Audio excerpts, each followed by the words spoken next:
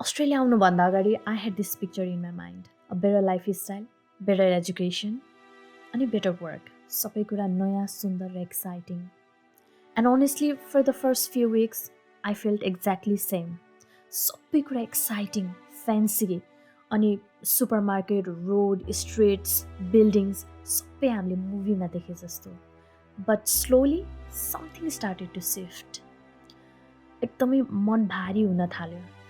And I found myself thinking कि मैले देखेको सपना यही हो, मैले देखेको जीवन यही हो. And there is a beautiful line in the book the monk who sold his Ferrari, written by Robin Sharma.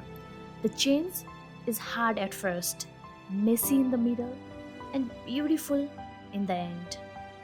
And I think that's exactly what the migrant's journey feels like. आजको एपिसोडमा I'm not here to motivate you. I'm here to share what every international students and migrants feels. From those who just arrived to those who already built their home here or those who already settled. Stay till the end किनभने यो कुराकानी बीच कहीँ न कहीँ तपाईको आफ्नो story अथवा आफ्नो रिफ्लेक्सन पाउन सक्नुहुनेछ. Here we will talk about the emotional cost of moving abroad. किन वर्क लाइफ ब्यालेन्स एउटा मिथ जस्तो लाग्छ? Why the excitement fades so quickly? अनि प्यारेन्टिङ अब्रोड एकदमै ब्युटिफुल जर्नी भए पनि कहिलेकाहीँ किन एक्लो महसुस हुन्छ? And most importantly, we will also talk about how to find our peace again.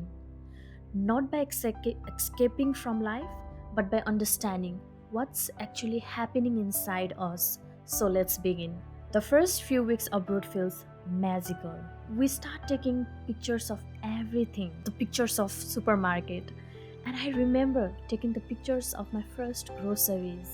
But slowly, your excitement or glow fade हुँदै जान्छ. And we start to miss every small things, like the smell of the morning tea at home and hearing people speak in our language around us.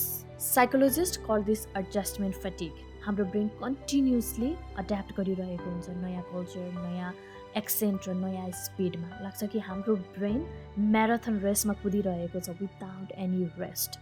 अनि यो थकावट एउटा physical मात्र नभएर emotional थकावट बन्न जान्छ. अनि हाम्रो शरीरमा एनर्जी एकदमै लो हुन्छ र त्यो वर्ल्डमा जसमा हामी एकदमै एक्साइटेड थियौँ अब सडनली एकदमै हेभी फिल हुन जान्छ. एन्ड आई थिङ्क यो phase is not about failure. It simply means we are evolving. No one really talks about the emotional price we pay for our dreams. When we move abroad, we take the part of our old self and start to build new one, hoping to grow. कुनै दिन हामीलाई एकदमै proud feel लाग्छ, yes, I did it भनेर. अनि कुनै दिन हामीलाई एकदमै एक्लोपन महसुस हुन्छ, भित्र एकदमै खाली महसुस हुन्छ. अनि we look into the mirror and whisper, who am I now? रिसर्चले भन्छ migrants often go through identity shift, a constant act of balancing between who we were and who we are becoming. अनि यो दुईटा संसारको बीचको ग्यापमा confusion, loneliness अनि sometimes गिल्टले जन्म लिन्छ. Specially जब घरमा बुढेसकाल लाग्दै गरेको मम्मी बाबालाई फोन गर्दा, भिडियो कलमा हेर्दा अथवा someone saying you are so lucky to be abroad, we smile. तर हामी भित्रभित्रै सोध्छौँ कि इफ ओन्ली दे न्यू. अनि मलाई के लाग्छ भने हामी हाम्रो पिस खोज्नका लागि विदेशिएका होइनौँ. हामी त केही नयाँ कुरा सिक्नको लागि, टु एक्सप्लोर, केही नयाँ कुरा सिकेर आफ्नो देशमा सिकाउनको लागि, without losing our self, without losing our culture and roots. हरेक व्यक्तिको लाइफमा दुःख र सुख आउँछ नि, तर त्यो दुःख र सुखको भित्र आफूलाई कसरी सम्हाल्ने र आफूलाई कसरी अगाडि बढाउने, आफ्नो पिस लुज नगरिकन. अब्रोडको लाइफ स्टाइल सोसल मिडियामा त एकदमै पर्फेक्ट देखिन्छ र त्यो एक दिनको पर्फेक्ट लाइफ स्टाइल देखाउनको लागि we works 2 jobs and sometimes 3 jobs. अनि हामी we pay the rent, we send money back home, we study. अनि फेरि एक खालके यो सबै कुरा गरिसक्दाखेरि एउटा खालीपन फेरि महसुस हुन थाल्छ के. अनि फेरि हामी आफैले आफैलाई क्वेसन गर्न थाल्छौँ, why am I so tired?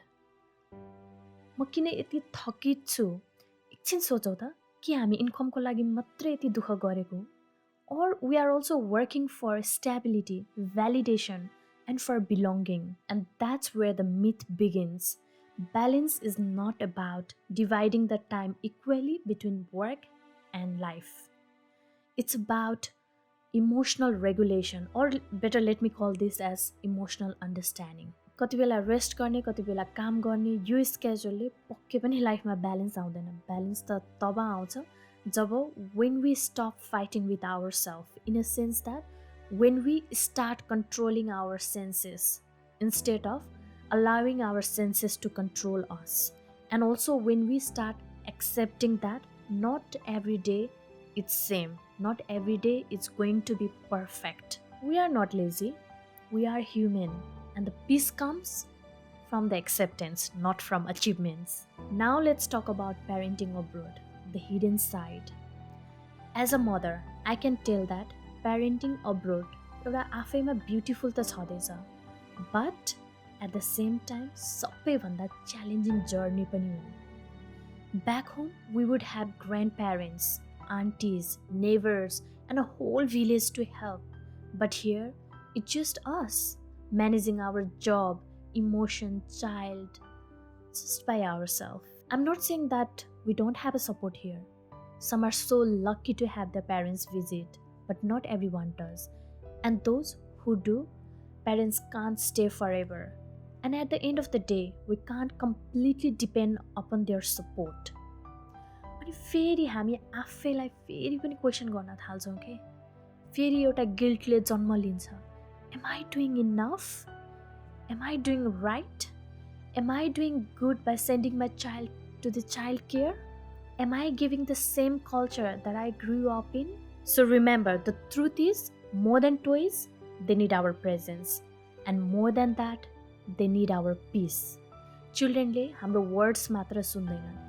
They feel our energy. And they exactly know what we are going through. It's just that they can't express, or they don't have a word to say, Mama, what happened?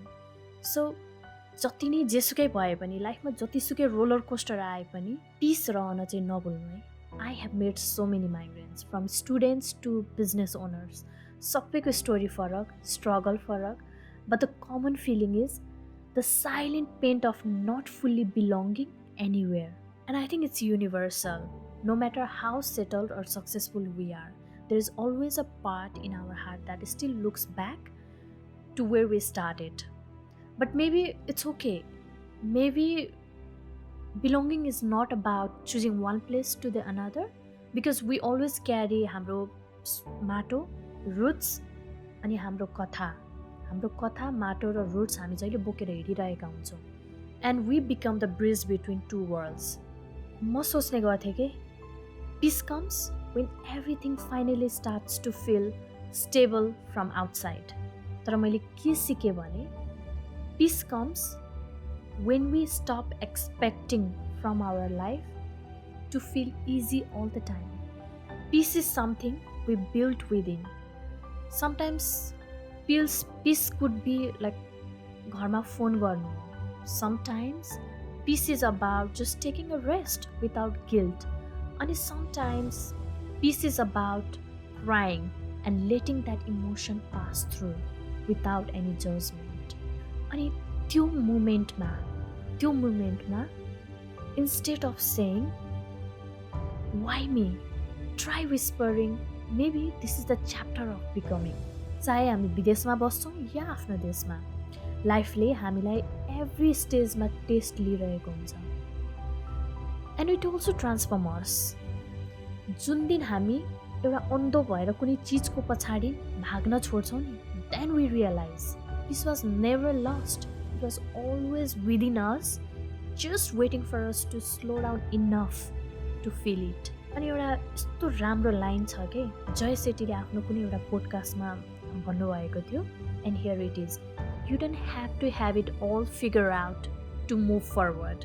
यदि आजको episode felt like a mirror, यदि यसमा तपाईले आफ्नो कहानीको सानो टुक्रा पनि देख्नुभयो भने, take a moment to breathe, reflect, and share it with someone who needs to hear it today. Whether it could be your friend who just landed abroad, or maybe someone who is struggling far from home. Because when we share stories, we rise and heal together.